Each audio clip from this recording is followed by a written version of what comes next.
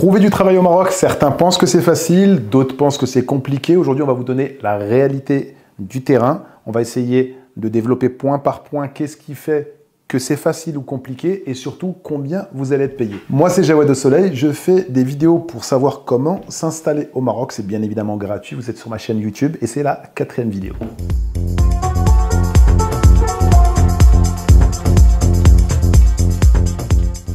On va démarrer par les chiffres. Au Maroc, le SMIC est aux alentours de 3000, 3500 dirhams. On ne rentre pas dans les détails, ça dépend quand est-ce que vous regarderez la vidéo. Le marché marocain dispose d'énormément de gens qui sont disponibles pour travailler dans l'administratif. Donc, vous aurez dans l'administratif marocain classique un travail qui va aller de 3000 à 6000 dirhams pour rester dans le cadre légal. Bien évidemment qu'il y a des gens qui peuvent travailler pour moins, mais ce n'est pas le thème de cette vidéo-là. Donc, pour ce salaire, avec les habitudes et les consommations qu'on a en France, c'est assez difficile de s'installer, que ce soit pour les nouveaux arrivants, pour le loyer, ou pour tout un tas d'excès ou de qualité, ou appelez ça comme vous voulez par rapport à la consommation.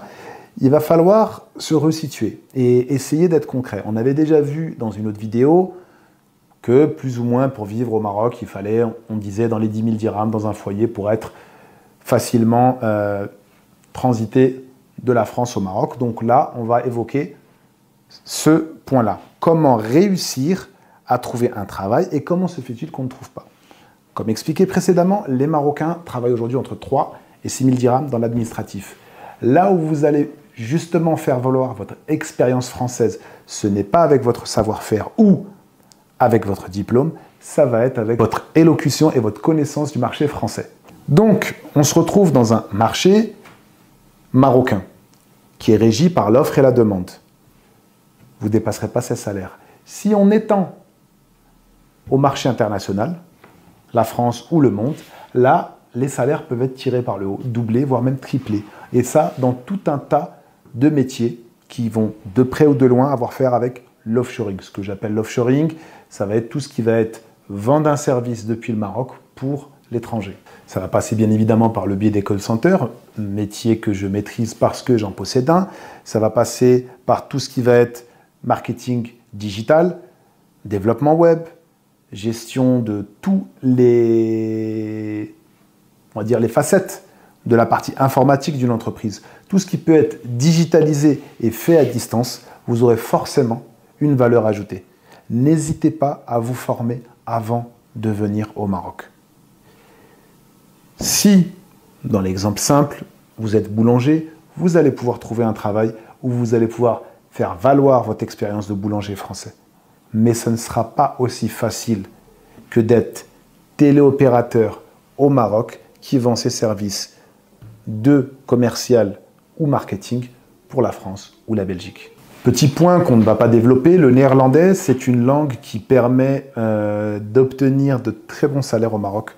Sur les plateformes, on recherche énormément et c'est assez difficile de trouver des gens qui parlent le néerlandais. Donc si vous avez cette compétence-là, ça peut être une bonne valeur ajoutée. Donc bien évidemment, il y a aussi tout ce qui va être dans le marketing digital qu'on va essayer de développer, notamment le montage vidéo, tout comme Ashraf, la personne qui travaille avec moi le montage vidéo, qui travaille et bien évidemment pour moi, on est plus dans la collaboration que dans le travail, et qui travaille pour des gens à l'étranger.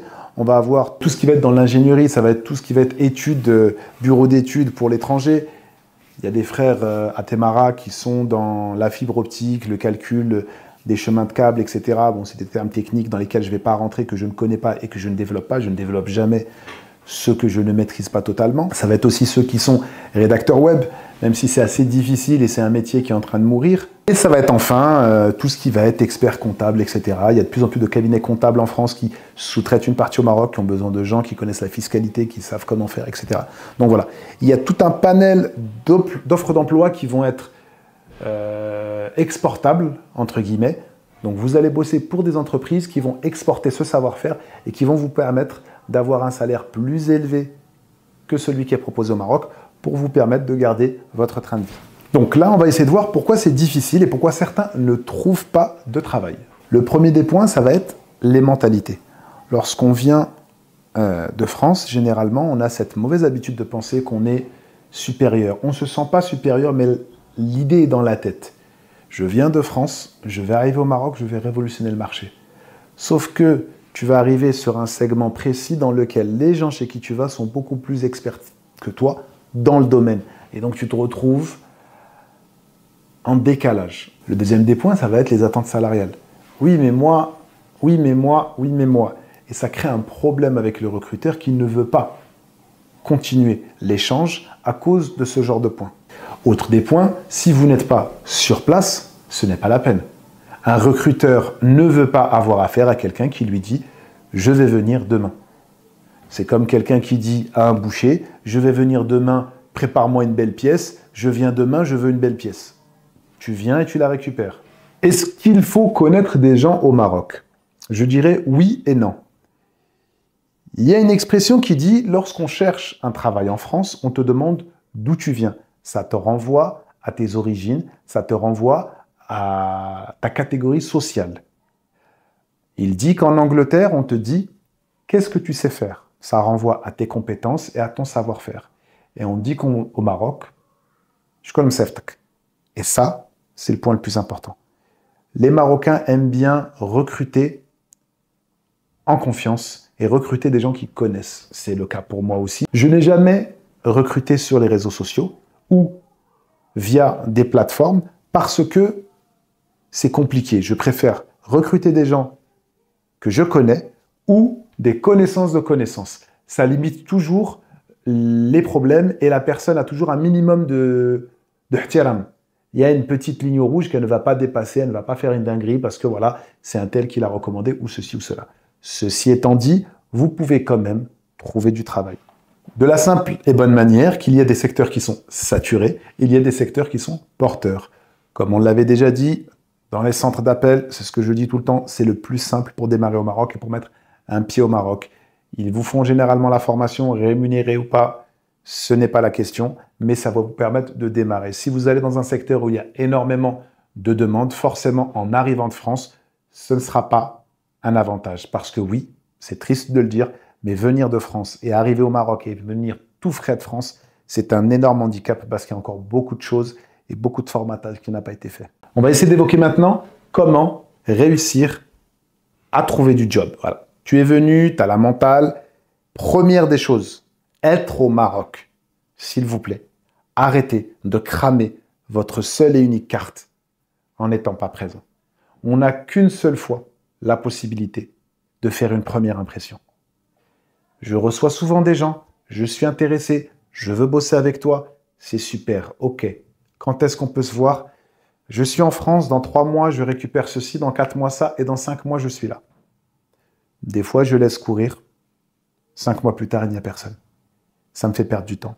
Dorénavant, ok, on se voit, je ne suis pas là. Ou bien, oui, on se voit dans 2 mois, mais quand on se voit dans 2 mois, est-ce qu'on peut déjà parler du travail? Est-ce qu'on peut déjà parler du salaire?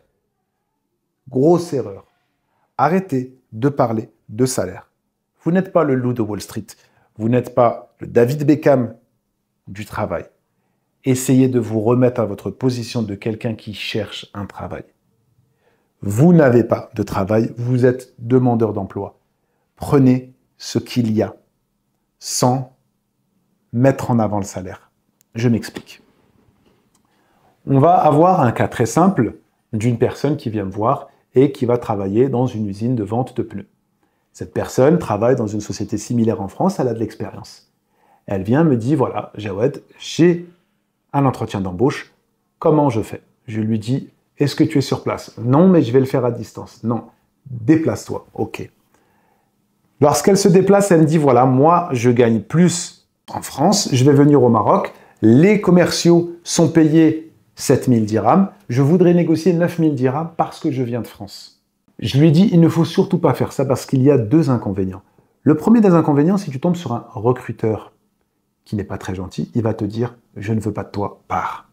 Et automatiquement, tu seras bloqué. Le deuxième, si tu tombes sur un recruteur qui n'est pas très malin et qui dit, ok, je vais t'augmenter ton salaire. Dès ton premier jour d'arrivée, avec tes collègues, tu vas avoir un problème. Parce que tu vas avoir des collègues qui habitent sur place, qui travaillent et qui connaissent le domaine. Ces gens qui sont sur place et qui connaissent le domaine ont un certain salaire, ont une expérience dans un domaine donné. Et tu vas venir avec une expérience différente, un salaire plus élevé. ça va créer de la jalousie, des tensions dont tu n'as pas besoin pour ton installation. Le deuxième des points est le plus fatal. Quand tu vas arriver, le produit n'est peut-être pas vraiment le même, la manière de parler n'est peut-être pas vraiment la même. Et tu vas te retrouver à être plus payé pour peut-être être moins productif que tout le monde. Et à ce moment-là, le recruteur ne va pas te tromper. Il va te dire, écoute, tu m'as vendu des compétences, tu n'as pas les compétences. Et la porte va se fermer pour toi. Alors que si tu avais commencé en étant plus humble, en acceptant ce qu'ils te disent et en avançant bien, je vais faire des efforts, donnez-moi un temps d'adaptation. Là, tu vas plus perdurer. Donc, très important, lorsque vous allez vers un travail, s'il vous plaît, arrêtez de penser que vous êtes plus intelligent que la personne en face de vous. C'est insupportable. Je fais souvent des réunions avec des gens très sympathiques qui s'installent en face de moi et qui pensent être plus malins que moi. Donc, on va arriver à la partie opérationnelle. Là, je vous ai donné le mindset plus ou moins à avoir. Parce que tu risques de faire un fail. Lorsque tu vas vouloir commencer à travailler, bien évidemment, on ne va pas rentrer dans la partie CV, ça, tout le monde peut vous aider, ChatGPT, etc. C'est pas tant le problème. On va arriver plutôt sur comment recruter, sur quel biais. Vous avez deux axes. Le premier des axes, c'est de passer par les petites annonces, de trouver quelles sont les sociétés qui recrutent. Dans certains cas, j'ai bien dit dans certains cas, le culot va vous aider plus que tout le reste. Tu sais que telle boîte recrute, elle est à tel endroit, plutôt que de postuler, tu vas direct sur place, bien présenté, et tu te présentes. Ça peut vous aider beaucoup plus que passer par les CV qui sont jamais lus. Notez bien, lorsque vous allez vouloir passer un entretien ou trouver un travail, essayez de faire le chemin inverse. Essayez d'être l'employeur et le recruteur et vous rentrez dans le site, je dis n'importe quoi, abc.com. Pourquoi ? Quand tu rentres dans la partie recruteur sur abc.com, tu regardes qu'est-ce que ça coûte de poser ton annonce ici. Et tu vas voir la pertinence de l'annonce. Parce que selon les sites, il y en a où c'est gratuit, il y en a où c'est payant. Quelqu'un qui paye une grosse somme pour un emploi, c'est quelqu'un qui a besoin. Et donc, quand tu vas trouver les sociétés qui ont vraiment besoin, les sites qui ont vraiment besoin, je ne vais pas le faire à ta place, tu peux regarder tout seul, recrute.com, job.ma, Menara, etc. Tu regardes sur Google et tout un tas. Tu vas cibler le métier qui t'intéresse selon tes capacités. Le deuxième type d'axe de recrutement, c'est les cabinets de recrutement. Le cabinet de recrutement, pour simplifier, c'est une entreprise qui va te trouver un profil selon une petite fiche que vous allez créer ensemble. Cette entreprise va chercher des profils et selon les profils, elle va proposer à des gens. Par exemple, tu vas venir pour postuler pour un poste de responsable salon de coiffure, mais eux, ils vont voir que ton poste est peut-être plus, on dira, intéressant et ils vont peut-être te proposer de devenir responsable d'une petite supérette. Donc, ça peut t'amener dans d'autres types d'emplois que tu n'avais pas imaginé. Et là, on arrive sur la partie importante. C'est toutes les personnes qui ont des capacités de gestion et de, comment dirais-je, de management. Vous pourrez trouver des postes différents grâce à ces cabinets-là. Tu ne vas jamais être responsable d'un McDo en allant pousser à la porte en disant « Salut, je cherche du travail ». Par contre, tu peux être responsable d'un petit centre commercial, parce que tu ne seras pas responsable du McDo en allant nulle part. C'est forcément une montée intérieure, mais c'est une autre histoire. Tu peux être responsable d'un petit magasin en allant directement chez ce recruteur qui, lui, va vendre ton profil à cette entreprise. Donc voilà, les cabinets de recrutement, c'est un axe très important aussi. Pour décrocher cet emploi, une fois que tu es arrivé à cet emploi, misez vraiment, vraiment sur votre flexibilité. Sortez, s'il vous plaît, de ce truc de « c'est pas mon travail ». Je suis recruteur, j'ai des gens dans mon entreprise. Il y a un moment où la personne ne fait plus l'affaire. Si cette personne s'est rendue indispensable, je ne peux plus ne plus avoir besoin d'elle. Si cette personne fait plusieurs tâches, je ne peux plus ne plus avoir besoin d'elle.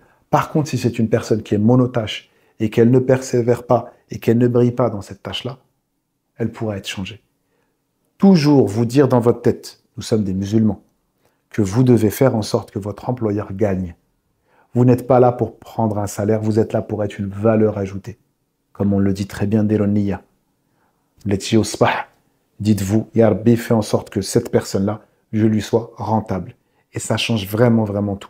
Bon voilà, on va essayer de s'arrêter là sur cette vidéo. On a pris plus de temps que prévu. C'est la partie où j'ai besoin de vos retours sur expérience qui sont très importants. Ceux qui sont déjà venus s'installer au Maroc, si vous pouvez mettre un petit texte dans lequel, voilà, j'ai eu telle problématique, voilà comment ça s'est résolu, j'ai fait telle chose. C'est la partie la plus importante et on va essayer de la développer énormément dans ces vidéos. C'est le retour sur expérience réelle, s'il vous plaît. Si tu as regardé toute cette vidéo, tu n'as plus d'excuses. Tu vas venir au Maroc et tu vas trouver ton travail idéal. Merci beaucoup à vous. On est de plus en plus nombreux sur cette petite chaîne YouTube. J'aime beaucoup faire des vidéos sur YouTube. C'est très sympathique. Je le dis en aparté de la vidéo, je ne suis pas là pour polémiquer. Tous les messages qui ne sont pas pleins d'amour comme mes vidéos, je vais faire clic droit et je vais supprimer. Je ne suis pas une chaîne de débat télévisé où on va venir débattre. Je suis une chaîne pour s'installer au Maroc dans la joie et dans la bonne humeur.